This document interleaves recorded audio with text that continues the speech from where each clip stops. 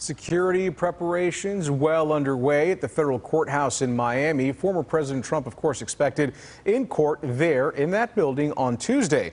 We wanted to know what makes former President Trump's classified documents case so much different from classified documents found in President Biden and Mike Pence's possession. Our Olivia Leach talked to an expert about it in search of some answers.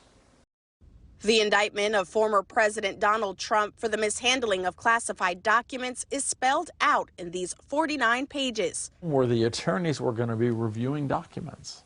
We sat down with Dale Carpenter, a constitutional law professor at SMU, to break down what it all means. It was reckless. It was a kind of recklessness about the storage of the documents, the movement of the documents by various aides, in part to evade any kind of return of the documents to the Justice Department.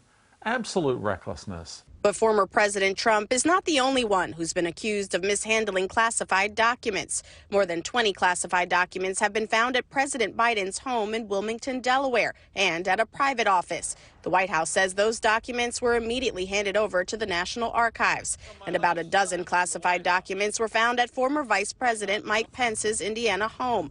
Former President Trump had hundreds of classified documents. These are documents that are just in some unsecure location. But Carpenter says there are two other clear differences between what Pence and President Biden did and what former President Trump is accused of. One of them is that while Pence and Biden may have inadvertently retained some documents related to classifications, they didn't do so willfully.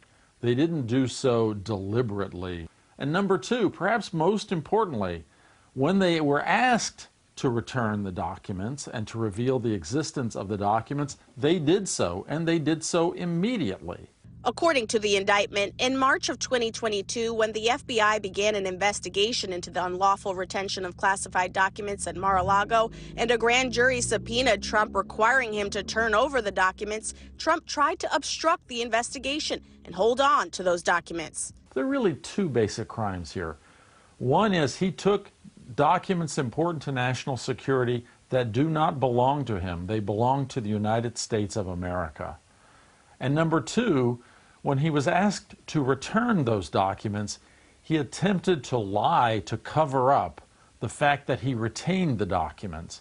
The Justice Department closed its investigation into former Vice President Pence's handling of classified documents last week. The Justice Department's investigation into President Biden's handling of classified documents is still ongoing. In Dallas, Olivia Leach, CBS News, Texas.